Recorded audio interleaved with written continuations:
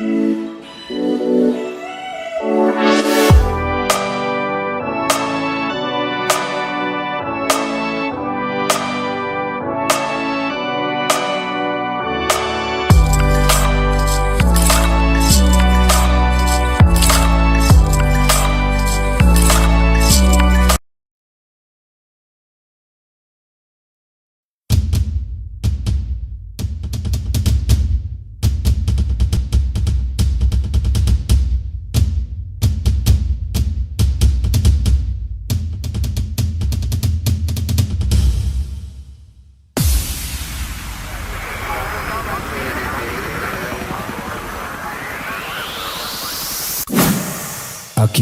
iniciamos.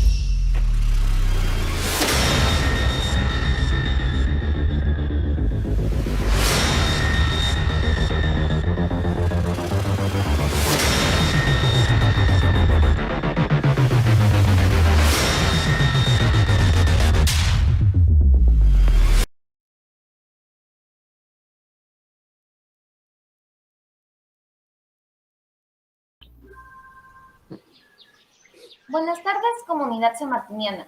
Soy Naomi Montero del tercer año A. Estoy con mi compañera Yana Herrera del quinto año E.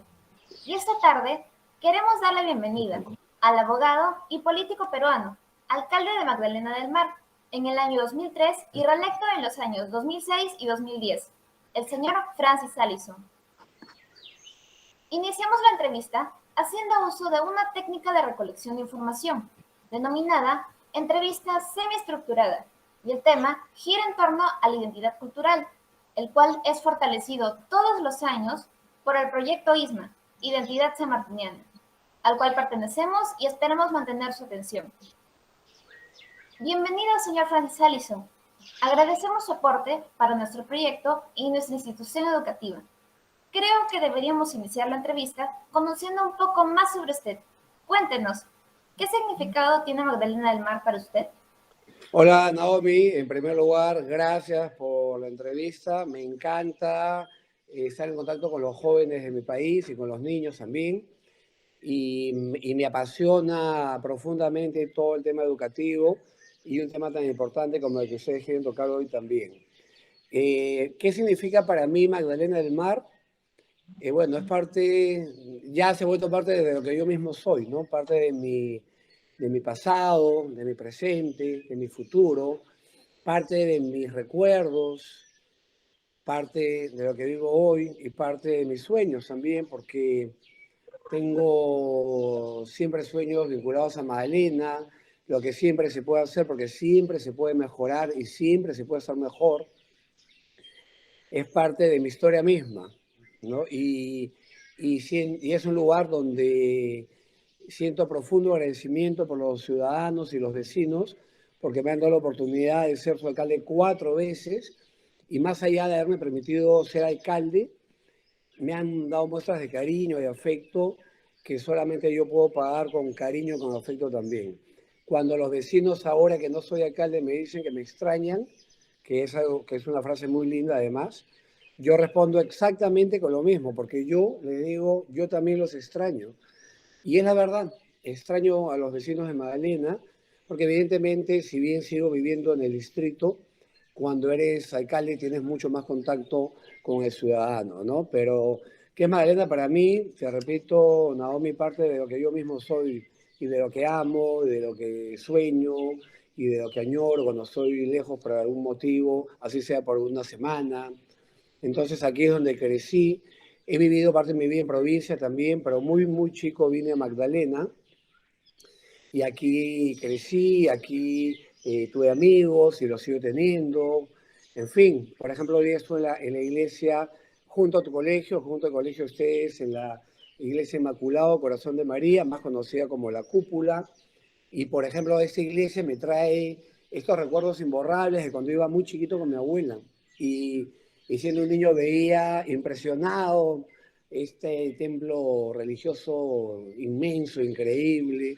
Entonces tengo recuerdos desde mi infancia de Magdalena, entonces es parte de mi propia identidad, esa es la verdad, mis vivencias en el distrito, parte de lo que somos. Y si hay algo que me encanta de Magdalena, ¿saben qué, chicas? justamente lo que hemos formado como comunidad. Un distrito donde la gente se saluda, donde la gente se conoce. No hemos perdido el encanto de un lugar familiar y eso es muy importante. Y cuando fui alcalde intenté mucho revalorar y fortalecer el vínculo familiar que es tan importante para formar una sociedad mejor y especialmente para que ustedes los jóvenes crezcan seguros y con oportunidades en el futuro.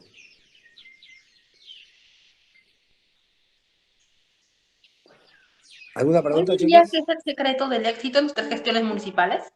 Yo creo que el secreto del éxito de un alcalde, de cualquier político, básicamente, a ver, yo diría dos cosas.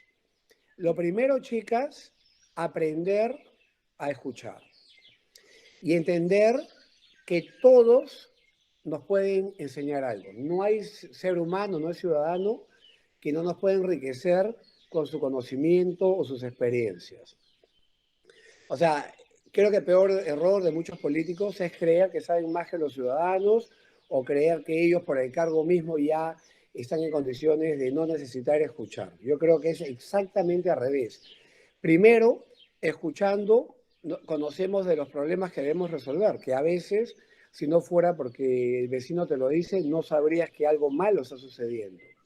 Pero algo más, chicas, ¿saben qué? Muchas de las obras que hemos hecho han salido de la cabeza de vecinos. Por ejemplo, una obra vial importante que hicimos, un vecino me pidió una cita, entró y me dijo, no me voy a sentar. Le he traído un croquis de cómo creo que esa calle debería tener orientación hacia tal sentido y no tal sentido, y en 5 minutos me dio la mano y se fue. Mandé este dibujo a mano de un vecino para que se haga un estudio vial. Y saben que tenía toda la razón. Entonces, los vecinos se enriquecen. Entonces, por eso yo digo que hay que saber escuchar. Es muy, muy importante, chicas, aprender a escuchar en la vida. Hay un refrán árabe que dice que uno tiene 2 oídos para una sola boca para poder escuchar más de lo que uno habla. Y eso es verdad.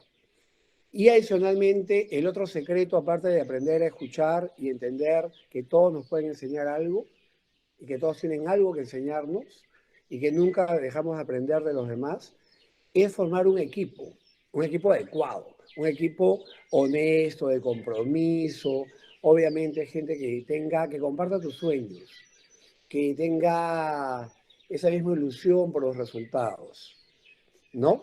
Por ejemplo, cuando nosotros hicimos, por dar un solo ejemplo, la primera versión de Mistura, en la Costa Verde, no había ni agua ni luz. Había media tensión en los postes que alumbraban la pista, pero no, que alumbraban, que pasan por ahí, y luz en los postes que alumbraban la pista, pero no había cómo conectar porque es media tensión, había que bajar los voltajes para hacer Mistura. Teníamos 90 días para aplanar el terreno, para poner agua, y todo el mundo nos decía que era imposible. Y fue posible, pero fue posible porque tenía un buen equipo, porque si no había tenido un equipo profesional, de primera línea, y repito, comprometido. Mi gente se amaneció ahí, nuestro equipo se amaneció ahí, y eso permitió que el alcalde, yo inaugure Mistura el primer año de 4 que hicimos acá. Pero detrás es como cuando tú vas a un restaurante, ¿no? No sabes todo lo que hay detrás de ese plato rico que hay a tu mesa, ¿no es cierto? Entonces, para que un restaurante tenga buena comida, necesitas buen cocinero, mozos amables que ya tienen al personal, un buen administrador, alguien que hace las compras en el mercado y compra los productos adecuados. O sea, hay mucho, mucho, mucho detrás de lo que uno ve y por eso uno tiene que tener un equipo adecuado. Nunca lo olviden, hay que formar equipo y además hay que hacer que ese equipo se sienta parte del proyecto, parte de la familia, que sienta que tú eres como jefe o jefa, alguien que los va a proteger, alguien que los valora, alguien que valora su éxito, no solamente que presiona cuando hay que lograr algo, sino también que sabe decir gracias, que visita al funcionario cuando enferma, en fin, o sea, un jefe amigo, compañero y alguien que comparte los sueños y la visión de lo que quiere hacer. ¿Algo más, chicas? Sí, doctor. Estamos cumpliendo 200 años de proclamación de la independencia en nuestro país. ¿Cuánto Sí. diría que hemos avanzado en la construcción de nuestra identidad cultural? Yo creo que lamentablemente no estamos en el medio camino, ¿no? Y que esta es una tarea aún pendiente en el país. Lamentablemente ustedes, siendo jóvenes y aún no votantes, acaban de presenciar algo muy malo que ha pasado en estas últimas elecciones y que demuestra cómo el Perú está dividido en dos y cómo una parte del Perú no entiende a la otra parte del Perú, ¿no es cierto? O sea, mayoritariamente han votado por el presidente Castillo en zonas del Perú y en otras zonas del Perú mayoritariamente no entienden cómo otros pueden haber votado por el presidente Castillo. No nos entendemos, no hemos podido lograr una identidad en común todavía, pero creo yo que tenemos que caminar hacia ese destino, ¿no? O sea, tenemos que entender que somos un país, obviamente, con diversas culturas, que es lo que pasa justamente y tradicionalmente en aquellos países que en algún momento han sido colonizados, pero evidentemente tenemos que aprender a convivir, a respetarnos y a entender que todos tenemos los mismos derechos, ¿no es cierto? Los mismos derechos en este país y entender especialmente que lo que hace rico justamente al Perú es eso, que hay diversas culturas y eso es lo que enriquece un país, ¿no es cierto? Y respondiendo a la pregunta, lamentablemente estamos lejos de lograr el objetivo. No nos entendemos y claramente vivimos en un país en el cual no solamente no hay justicia social, no hay equidad todavía, sino que lamentablemente, y hay que decirlo, en un país donde aún al día de hoy algunos se creen más que otros. Y eso me parece a mí lamentable, deplorable, y que entender que todos los seres humanos somos iguales, no solamente como concepto, sino demostrarlo en nuestro comportamiento diario, es fundamental. El respeto entre peruanos. Hemos avanzado algo, chicas. Cuando yo era muy joven, en Lima había un insulto, se le insultaba a la gente diciéndole serrano. Y obviamente eso no es un insulto, ¿no es cierto? ¿No? Eso significa simplemente haber nacido en una parte de nuestro país, ¿no? Entonces hemos mejorado en parte de esto, pero aún estamos lejos de la meta. Porque, repito, en esta última elección hemos visto un país enfrentado que no se entiende. Por ejemplo, que algunos partidos hayan dado la confianza de Gabinete Bellido para parte de Perú ha sido bueno y ha aumentado la popularidad de estos partidos que dieron la confianza, pero en Lima ha significado que es malo y eso ha hecho que caiga la popularidad de esos partidos que han dado la confianza al gabinete. Entonces, en política estamos viendo hoy claramente que no hemos logrado formar y entender que somos un país con diversas culturas y que eso es justamente lo que nos enriquece. Y repito, que simplemente debemos aprender a convivir y respetarnos y valorarnos especialmente en esas diferencias. Doy un ejemplo más. El Premier llevó hoja de coca al Congreso y para parte de Perú, chactar coca se convirtió en un escándalo nacional y esa es una costumbre milenaria en otra parte del país. Entonces, claramente no nos estamos entendiendo. Yo creo que es un error y creo que sí tiene que haber un llamado de tolerancia especialmente a esa parte del país, ¿no es cierto? A esa parte del país que quizás es la que no comprende aún lo que somos como país, ¿no? Una de sus Y frases lamento es, decirlo, quisiera que hubiera querido poder responder, chicas, que estamos perfectos en el tema. Perfecto, sería una maravilla, ¿no? Sería el peruano más feliz de todos, haber podido responder exactamente lo contrario. Pero no sería cierto. Y más bien ahí tienen ustedes, hoy en el Día de la Juventud, una gran tarea pendiente. Y por eso felicito al colegio de la maestra Mirta, justamente por tocar temas importantes como este. Tenemos que construir una nación sólida, de justicia, de igualdad, donde claramente no solamente esté en la ley de igualdad, sino que esté en nuestra mente. Sí. una de sus frases es, la política debe ser usada para construir, nunca para destruir. Para usted, ¿qué considera que deben tomar en cuenta los representantes políticos para fortalecer nuestra pluriculturalidad?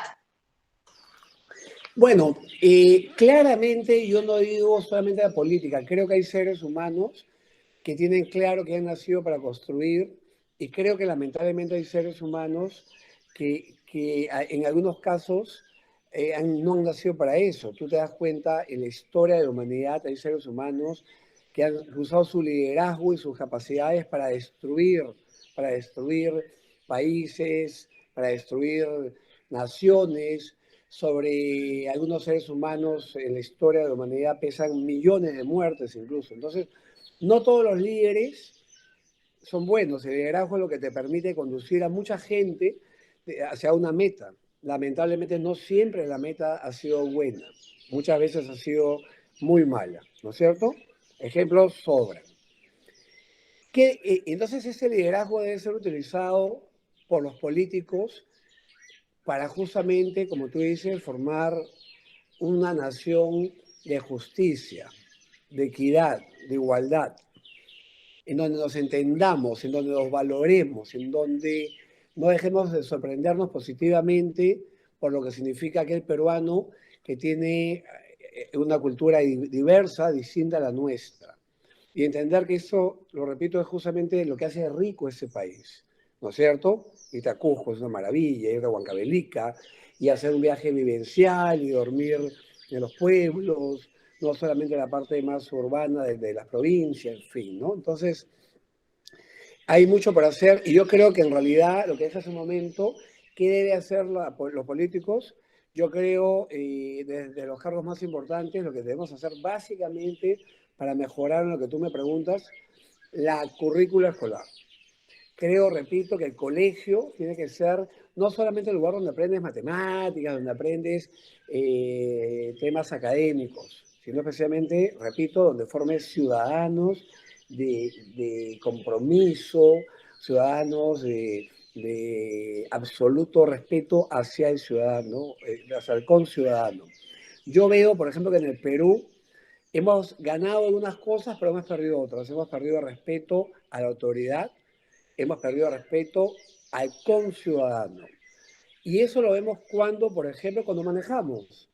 Todo el mundo se pasa la luz roja, todo el mundo atropella a todo el mundo.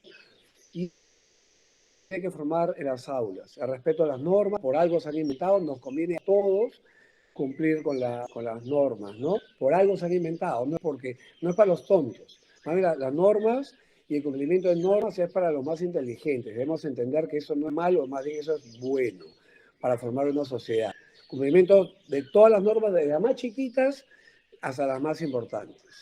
Entonces, simplemente creo que se debe usar la política especialmente para enseñar y educar a los niños y jóvenes de Perú respecto a temas importantes que puedan formar ciudadanos de compromiso con el crecimiento de este maravilloso país que es el Perú. Este 2022, Magdalena cumple sus 150 años de creación. ¿Cuánto hemos avanzado como distrito y qué considera que falta por hacer? Magdalena del Mar es un distrito que avanzó mucho, pero sí creo firmemente que, como dije hace un momento, que siempre hay mucho más por hacer. Por ejemplo, Magdalena del Mar, como su mismo nombre dice, tiene mar, tiene salida al Océano Pacífico.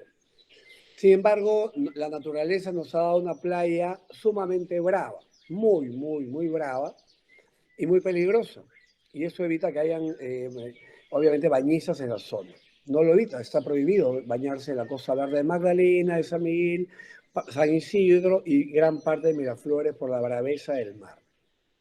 Tuvimos un proyecto, chicas, aprobado por la Marina de Guerra de Perú, con expediente técnico y al final nos faltó dinero, que nos iba a permitir tener 500 metros, o sea, medio kilómetro de playa mansa, con espigones en forma de L. Entonces, al final, económicamente, no recibimos la transferencia que esperábamos para esa obra. Entonces, por ejemplo, ¿qué creo? Ya logramos que Magdalena vea hacia el mar. Cuando yo fui alcalde la primera vez, Magdalena vivía de espaldas al mar. No había malecones, estaban abandonados, en fin. Ahora hemos logrado ya vivir mirando el mar. Pero ahora nos falta no solamente la Costa Verde, ya verde como la tenemos para caminar, sino nos falta, por ejemplo, poder usar esa playa, para lo cual tenemos que hacer esas obras que les estoy diciendo, chicas, de los espigones, para que haya seguridad para el bañista. No 500 metros, sino lo ideal sería al menos 1 kilómetro de playa mansa, que serviría, chicas, no solamente para los vecinos de Magdalena, San Miguel, la zona, sino también para Breña, Cercado de Lima. Sería una playa importante para gran parte de la ciudad. Y además sería, chicas, un lugar que serviría también para que no hayan tantos bañistas y concentrados en las playas de Chorrillos, lo que es sumamente peligroso en caso que haya necesidad de evacuar rápidamente ante un tsunami o algún evento de esa naturaleza. No podría la gente evacuar, ¿no? Entonces necesitamos tener más excepción de playas en la Costa Verde, y Magdalena tenía todo listo, repito, expediente técnico, aprobación de la Marina de Guerra, en fin, para hacer realidad esa obra. Falta una transferencia, yo creo que se puede lograr todavía, y yo creo que ese es uno de los grandes sueños del distrito. ¿Qué falta en Magdalena, por ejemplo? Esto que voy a decir ya no es privado, no es de la municipalidad, sino, por ejemplo, el mercado de Magdalena, como todos sabemos, es un mercado ya que merece ser demolido y construirse un mercado moderno, ¿no es cierto? Un mercado que en parte de él tenga parte no solamente comida, sino también cines, un patio de comida, estacionamiento para los clientes, algo moderno, que es lo que los vecinos merecen, y también los comerciantes, para trabajar en un entorno mejor. Y además, chicas, es un mercado antiguo, construido con normas antiguas.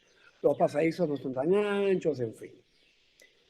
Y ahí tienen una labor que no es del municipio, o sea, no es que el alcalde del municipio pueda construir porque es un terreno privado, el mercado no es municipal, pero sí en función del municipio, digamos, dar todas las facilidades para que esto se convierta en una realidad. Como alcalde tuve en los 4 periodos, chicas, muchísimas reuniones, aprobamos el expediente para que salga el mercado nuevo hace años. Lamentablemente algunas diferencias internas entre la asociación dueña del mercado impidió que ese sueño sea realidad. Lamentablemente, pero yo creo que claramente es algo que no hay que cejar en el tema, hay que insistir y convencer a los comerciantes de que se haga ese mercado. Y pendiente hay siempre cosas, chicas, ¿no? Más obras viales para que haya menos embotellamiento. No quiero hablar de la gestión actual, pero claramente discrepo de una obra que han hecho en el mercado con tubos. Creo que es una obra que no obedece un criterio técnico, y es una obra que el siguiente alcalde debiera remodelar para la comodidad de los vecinos y para que hayan y para recuperar el número de clientes que antes había en la zona comercial. Gran parte de los clientes ya no vienen a Magdalena porque no es cómodo buscar estacionamiento, en fin, ¿no? Pero más allá de eso, es obra vial que hay que hacer en el mercado, hay que seguir haciendo obras viales. Por ejemplo, les cuento algo. Cuando yo fui alcalde la primera vez, había muy pocos semáforos en Magdalena. Y muchos de los semáforos que hay acá se pusieron por la Municipalidad de Magdalena cuando yo era alcalde. Sin embargo, en calles que antes no hacían falta el semáforo, hoy hace falta, porque cada vez hay más población, cada vez hay más carros y cada vez hay más embotellamiento. Entonces, hay que entender, chicas, que la ciudad no es un ente estático, sino más bien un ente dinámico, que se transforma, que cambia, y que evidentemente la autoridad tiene que estar lista para enfrentar estos cambios, el incremento del número de habitantes, el incremento de carros que pasan por una zona, las nuevas necesidades de estacionamiento, en fin. O sea, la ciudad, repito, es un ente dinámico, no estático. Y eso nos obliga, como les digo, a un día poner semáforo donde no había antes semáforo, quizás una calle que hoy es doble, mañana debe ser solamente en un sentido. En fin, hay que estar permanentemente con obras viales, cambiando tiempos de semáforos, sincronizándolos nuevamente, en fin, o sea, hay mucho por hacer. Entonces, el tema vial es fundamental en Magdalena, el tema, obviamente, de seguridad ciudadana. El gran tema, la delincuencia es el gran problema en el Perú, frente a otros muy graves como la falta de agua en algunos sectores del país, como obviamente la desnutrición, como la violencia de género. Hay muchos, lamentablemente, como la pobreza, en fin. Hay muchos problemas en el país, pero a nivel municipal nos quedaríamos entonces municipal, falta de seguridad ciudadana y lo que se llama la movilidad urbana. La movilidad urbana, chicas, implica cómo llegas como ser humano a un lugar, que implica que se haga lo correcto para que puedas llegar, desplazarte de manera adecuada, en carro propio, en transporte público, en bicicleta, en scooter o a pie, o como puedas llegar. O sea, la movilidad urbana abarca todas las formas de trasladarse. Claramente la movilidad urbana hay que ir ajustando algunos detalles para que funcione. Lima, por ejemplo, ahora por la pandemia, por obvios motivos, ha tenido un incremento en 3 veces del número de ciclistas. Muchos han hecho ciclovías, pero muchas no llegan a ningún lado. O sea, comienzan de la nada y terminan en la nada. Entonces no te llevan a ningún lado. Hay que hablar con los alcaldes cercanos para que continúen las ciclovías. Uno continúa la del alcalde vecino que termina cuando comienza el distrito que tú representas. En fin. O sea, siempre hay cosas por hacer. Repito, la pandemia también ha transformado en parte nuestras cosas, nuestra forma de movilizarnos, nuestra forma de organizarnos, en fin. ¿No? La gente ya no come dentro del restaurante, quiere comer en la terraza, en fin. Lo que antes estaba prohibido sacar las mesas a la terraza en algunos lugares, ahora es incentivado por quien lo prohibía, que es la propia municipalidad. Entonces, ahí tengo un ejemplo como el COVID-19 también ha obligado a cambiar costumbres y a transformar en parte también la ciudad. Entonces, siempre hay mucho por hacer en una ciudad, siempre. Siempre hay mucho por hacer. Pero además de lo físico, o sea, de seguridad ciudadana, el tema vial, me inquieta mucho, por ejemplo, chicas, y espero que a todos los jóvenes, sé que ustedes también, porque el colegio de ustedes siempre ha estado involucrado en temas ambientales, me preocupa mucho la sostenibilidad de nuestro planeta. Cada día estamos peor y se está haciendo muy poco. Magdalena del Mar ha sido premiada, nosotros ganamos como en la ciudad sostenible de Perú, el premio más importante que puede ganar una municipalidad. De todo el Perú fuimos nombrados por la WWF como la ciudad sostenible de Perú. Luego fuimos la primera municipalidad en formalizar y capacitar a los recicladores en el Perú y envolverlos ciudadanos con derechos. Los perseguían. Las municipalidades los perseguían y les quitaban lo que habían reciclado. Nosotros nos dimos cuenta que había que incentivarlos, capacitarlos, darles photocheck, darles guantes, en fin, fuimos los primeros. Fuimos los primeros de Perú en prohibir el uso de cañitas, de sorbetes, de plástico. Contaminan, no sirven para nada más que para contaminar. Fuimos el distrito que más familias reciclaban en el Perú. Altísimo porcentaje de gente comprometida con reciclaje. Son cosas que hay que continuar. Por ustedes, porque yo, como un hombre de 51 años, tengo mucho menos tiempo, evidentemente, de vida en ese planeta. Por ustedes, mis hijos, mis nietos y los nietos de ustedes. O sea, y sus hijos también. Hay que ser responsables y dejar un mundo sostenible para que ellos tengan derecho también obviamente, a explotar también los recursos naturales para poder vivir, pero de manera responsable.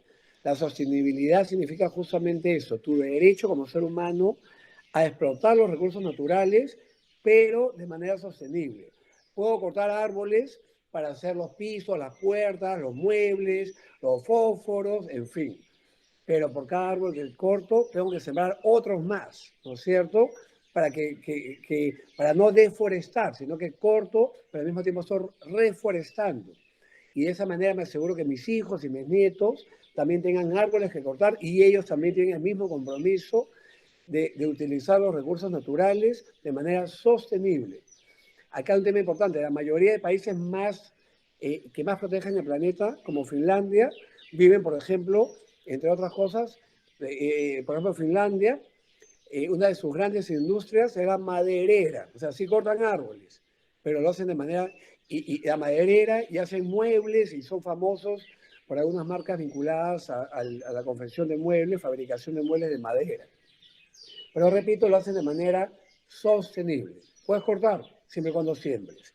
Puedes extraer oro, pero no puedes usar mercurio que cae pues al río, que deforesta, para nada. O sea, se pueden hacer las cosas bien, es más costoso, toma más tiempo, pero eso es lo responsable, ¿no es cierto? Hay muchos temas, entonces sí, como hay que limitar muchos temas vinculados a la formación de conciencias vinculadas a temas como este.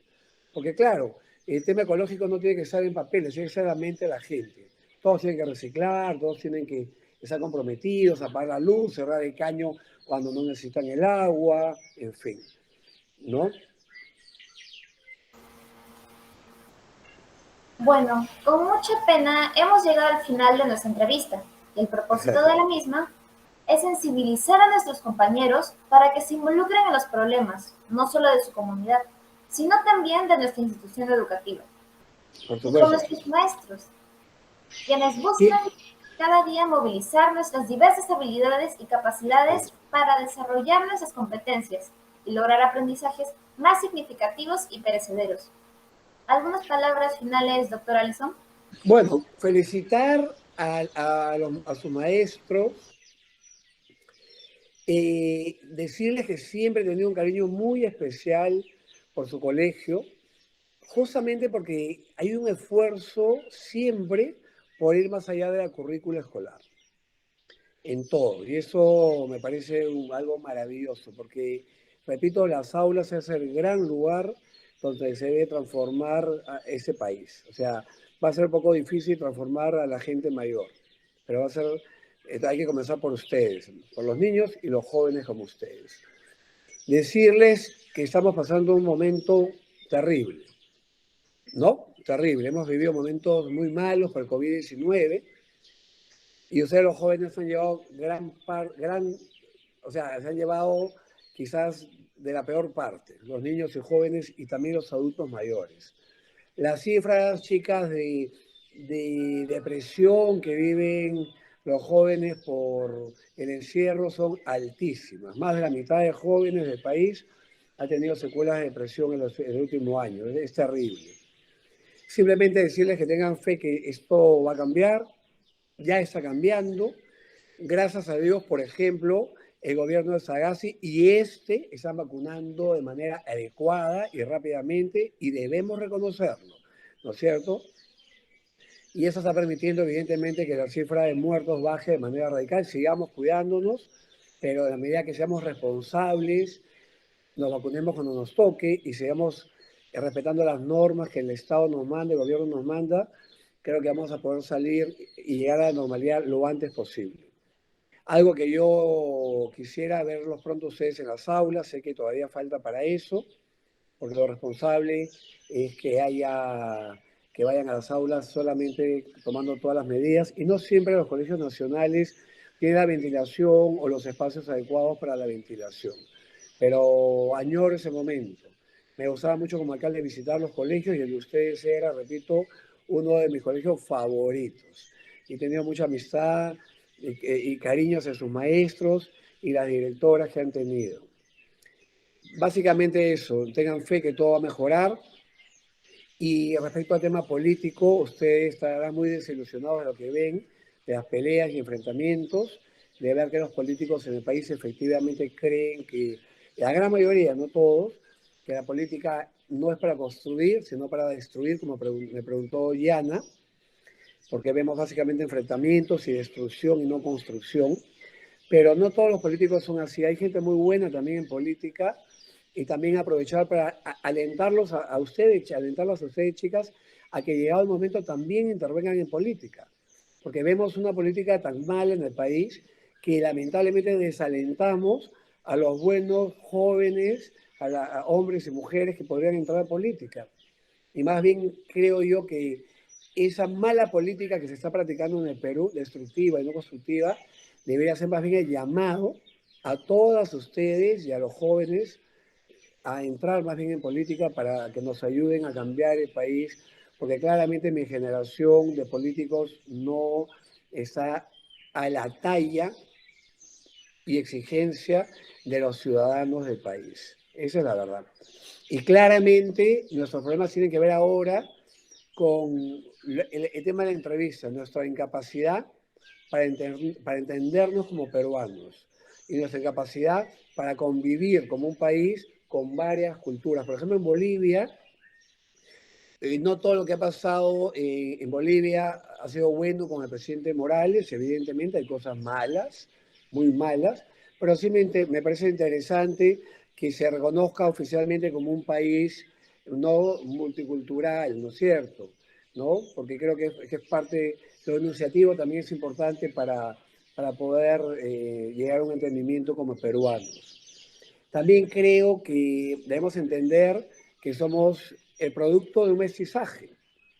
No es que los españoles nos han arruinado el país ni viceversa. Somos hoy producto de ese encuentro de esas dos culturas en aquel momento y eso nos ha hecho ricos como nación. Pero hay que entender que, por ejemplo, hoy hay 3 millones de peruanos que hablan quechua y entonces nadie debe resentirse porque hablen quechua en un espacio público, ¿no es cierto? Al contrario, a mí me encantaría hablar quechua. Y les cuento algo, tuve unas clases de quechua, es bien difícil.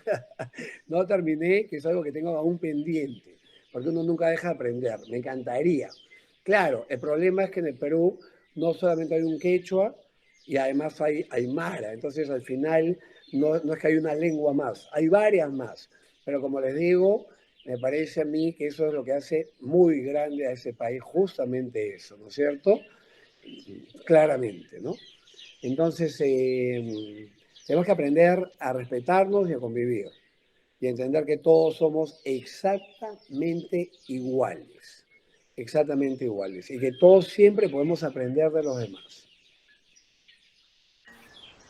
Gracias chicas. Me encantó la entrevista, estoy para servirlas en lo que quieran y saludos a sus compañeros, un fuerte abrazo. Pero les deseo que sean en el futuro, hoy en el futuro felices. Siempre se habla del éxito y quiero decirles algo. En el Perú y en el mundo, en esta sociedad mercantilista, capitalista, de consumo, normalmente se entiende el éxito de un ser humano a la acumulación de riqueza, o sea, que tiene más bienes, es el exitoso, o a la acumulación de cargos, fuiste presidente, entonces yo creo que no. Yo creo que eso puede ser entendido como parte del éxito, pero finalmente el éxito tiene que ver con la felicidad. Y la felicidad tiene que ver con tener a tu familia unida, con tener gente que te quiera, con tener a quien querer, y eso también se construye. Entonces, en el camino al éxito social, no hay que abandonar el éxito personal, que finalmente es tu propia felicidad. Y si eres feliz teniendo una sola cosa o ninguna cosa material, bueno, igual yo considero que eres exitoso. Y más bien, si acumulases cargos y bienes y eres infeliz, yo considero que no eres exitoso. ¿No? Entonces, trabajen por su éxito y por su felicidad. Sean felices, busquen lo que las hace felices en la vida, tengan objetivos importantes, luchen por ellos. Es lindo soñar y es lindo luchar por esas metas y esos sueños y hacerlos realidad. Y el país es un lugar donde claramente mucha gente que no tenía nada se ha convertido en los empresarios más importantes del país. Pero repito, esa meta no puede estar divorciada del éxito interior, de tu felicidad, de amar, de ser amado, ¿no es cierto? De estar rodeado de gente que te ama, de disfrutar de esos pequeños momentos, de poder ver chicas un atardecer y disfrutarlo, de caminar descalzo, de sonreír con los amigos, de escuchar música, de tener esos momentos que yo creo que son los que más se acercan a la felicidad. Gracias. Muchas gracias. Agradecemos su doble soporte y que tenga un bendecido jueves. Sí, gracias. Chao, Muchas gracias. Chao. Muchas gracias a usted.